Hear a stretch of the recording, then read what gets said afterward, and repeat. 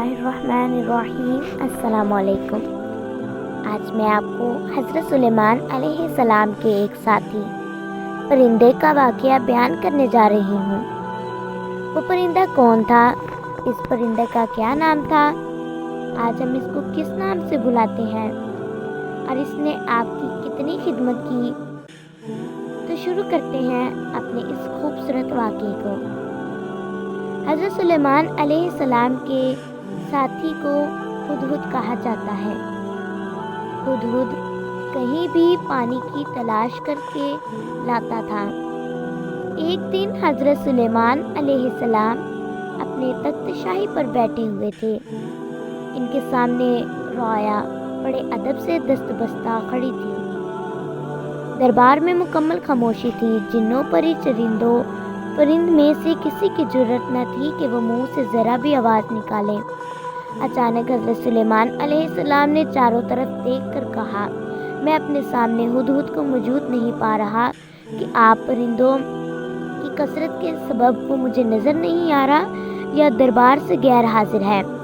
सबने इधर उधर देखा मगर हुदहुद न दिखाई दिया। हज़रत सुलेमान अलैहिस्सलाम ने कहा, मालूम होता है हुदहुद दरबार से गैर हाजिर है। मैं इसे इस कुताही की सख्त सज़ा दूंगा, बल्कि ज़िबा कर डालूंगा जब तक कि वो अपनी गैर हाजिरी का कोई माकूल जवाब पेश न करे। इनके लहजे में सख्ती महसूस करके हर तरफ सरासिमगी फैल गई और सबको हुदहुद के मुतालिक तशवीश होने लगी। हुदहुद का ख्याल था कि वो हज़रत सुलेमान अलैहिस्सलाम के वज़ू के वक्त तक दरबार पहुंच जाएगा। इसने सोचा कि क्यों न आज मैं बुलंद परवाज़ करके दुनिया का नज़ारा करूं। चुनांचे इसने ऊंची उड़ान की और इसे मलका सबा बल्कीस का बाग दिखाई दिया। वो बाग में उतरा तो वहाँ अपने एक हमजन्स को पाया। हमजन्स हुदहुद ने हुदहुद सुलेमानी से पूछा, तुम कहाँ से आए हो? मैं मुल्क शाम से हज़रत सुलेमान अलैहिस्सलाम के पास से आया हूँ। हुदहुद सुलेमानी ने बताया। हज़रत सुलेमान अलैहिस्सलाम कौन है? हमजन्स हुदहुद ने सवाल किया। हुदहुद सुलेमानी ने जवाब दिया, वो अल्लाह के पैगंबर और तमाम इंसानों, जिन्नों और शयातीन के बादशाह हैं। तमाम चरिंदे परिंदे इनके मुती और ताबिया फरमान हैं। लेकिन तुम कहाँ के रहने वाले हो? वो हुदहुद बोला, मैं इसी शहर का बासी हूँ। इस मुल्क पर मलका बल्कीस हुक्मरान है। अगरचे तुम्हारे बादशाह का मुल्क बहुत बड़ा है, लेकिन हमारी शहजादी भी यमन की मलका है। अगर तुम चाहो तो मेरे साथ चलो, मैं तुम्हें अपने मुल्क की सैर कराऊं। हुदहुद सुलेमानी ने तेज़ी से कहा, नहीं नहीं, मुझे डर है कि कहीं नमाज का वक्त ना गुजर जाए, क्योंकि वज़ू के वक्त हज़रत सुलेमान अलैहिस्सलाम मुझे याद करेंगे और अगर इस वक्त मैं इनके पास मौजूद ना हुआ तो वो मुझ पर खफा होंगे। बल्कि इसके हुदहुद ने कहा, अगर तुम मेरे मुल्क का कोई तोहफ़ा इनकी खिदमत में ले जाओगे तो मुझे यकीन है कि वो नाराज़ नहीं होंगे। इसकी वजह से माकूल समझकर हुदहुद सुलेमानी इसके साथ चल पड़ा। इसने मुल्क सबा यमन की खूब सैर की और नमाज असर के वक्त दरबार सुलेमानी में वापस पहुंच गया। हज़रत सुलेमान अलैहिस्सलाम ने इसे देखकर कदर गुस्से से पूछा, ऐ हुदहुद, तू कहाँ गायब हो गया था? हुदहुद ने सर झुकाकर इल्तिजा की, हज़रत, बेशक मैं कसूरवार हूँ, लेकिन मैं अपने कसूर की आपसे माफ़ी चाहता हूँ। हज़रत सुलेमान अलैहिस्सलाम ने इसे माफ़ करते हुए देर से आने का सबब पूछा। हुदहुद कहने लगा, हजूर, मैं एक ऐसी बात मालूम करके आया हूँ जिसका अब तक हजूर को शायद इल्म न हो। मैं मुल्क सबा की एक ख़ास खबर लाया हूँ और वो ये है कि मुल्क सबा पर एक औरत हुक्मरानी कर रही है जिसे मलका बल्कीस कहते हैं। वो 30 गज लंबे चौड़े और जवाहरात से मरसाद तख्त पर बैठती है जो सुर्ख रंग का है। इस तख्ते अहमर के पाए या कुफ्तों और ज़बरद से बने हुए हैं। अगरचे अल्लाह ताला ने वहाँ के लोगों को ज़िंदगी के हर आसाइश और नेमत से माला माल किया है, लेकिन वो अल्लाह ताला की वहदानियत के मुनकर हैं। मलका बल्कीस और इसकी राया अल्लाह ताला की बजाय सूरज की पूजा करते हैं। शैतान इनके बुरे अमाल को इनकी निगाहों में अच्छाई का लिबास पहना दिया है اور پوری قوم گمراہی کے اندھیروں میں ڈوبی ہوئی ہے۔ ملک سبا اور ملکہ بلقیس کا حال سن کر حضرت سلیمان علیہ السلام نے ہدہد سے کہا، ہم ابھی تمہاری سچائی کا امتحان لیتے ہیں۔ حضرت سلیمان علیہ السلام نے ملکہ بلقیس کے نام ایک خط تحریر کر کے ہدہد کے حوالے کیا اور حکم دیا کہ وہ ملکہ بلقیس کو یہ خط پہنچا آئے۔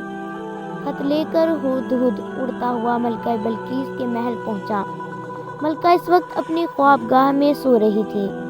ہدہد روشن دان کے راستے کمرے میں داخل ہوا اور حضرت سلیمان علیہ السلام کا خط ملکہ کے سینے پر رکھ کر واپس باہر نکل گیا۔ ملکہ کی آنکھ کھلی تو خط دیکھ کر پریشان ہو گئی۔ پھر خط پر حضرت سلیمان علیہ السلام کی مہر دیکھ کر اس نے خط کھولا اور پڑھنے لگی، جس میں یہ لکھا تھا، اپنی طاقت اور قوت پر ہرگز اتنا ناز اور تکبر نہیں کرنا چاہیے، بلکہ خداوند برتر کے حضور جھک جانا چاہیے۔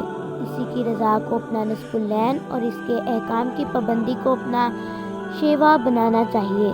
خط پڑھ کر ملکہ بلقیس نے اپنے درباریوں کو طلب کر کے حضرت سلیمان علیہ السلام کے بارے میں دریافت کیا کہ وہ کون ہیں اور کہاں کے رہنے والے ہیں۔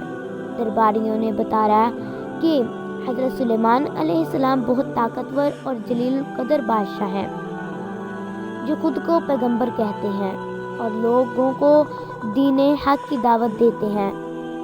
یہ سن کر ملکہ نے درباریوں کو حضرت سلیمان علیہ السلام کے خط کے بارے میں بتایا اور انہیں خط کی عبارت سنا کر ان سے مشورہ مانگا کہ اس خط کا کیا جواب دیا جائے۔